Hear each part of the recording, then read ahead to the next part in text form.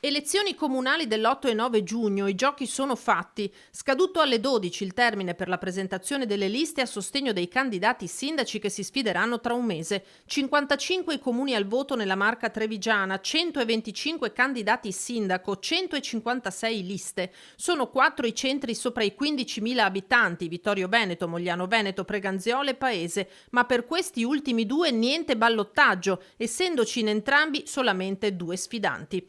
A Vittorio Giovanni Braido si presenta con 5 liste: la civica Giovanni Braido sindaco, Lega, Fratelli d'Italia, Forza Vittorio, Indipendenza Veneta. L'altra ala del centrodestra sostiene invece Gianluca Posocco, per lui in campo lista Gianluca Posocco sindaco, lista Toni Darè e Forza Italia.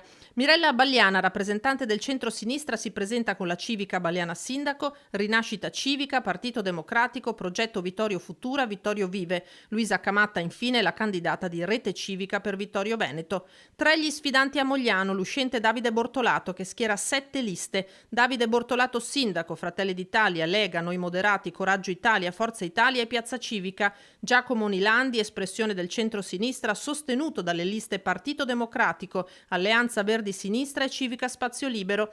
L'ex assessora Giuliana Tocchet corre con le civiche Ascoltiamo Mogliano e Miglioriamo Mogliano con Lino Sponchiado per Giuliana Tocchet sindaca. Nella vicina Preganziol Gianni Cestaro è riuscito a ricompattare il centrodestra. Corre con Fratelli d'Italia, Lega, Forza Italia, Coraggio Italia e la Civica con Gianni Cestaro vince Preganziol. Dovrà vedersela con Elena Stocco, espressione dell'amministrazione uscente, sostenuta dalle liste Democratici per Stocco, sindaco, lista Galeano, Civica Preganziol al centro, Preganziol in movimento. Centrodestra compatto a Paese per l'uscente Katia Uberti, 5 liste per lei, Lega, Forza Italia, Fratelli d'Italia insieme alle civiche Uberti sindaco e Patto per Paese.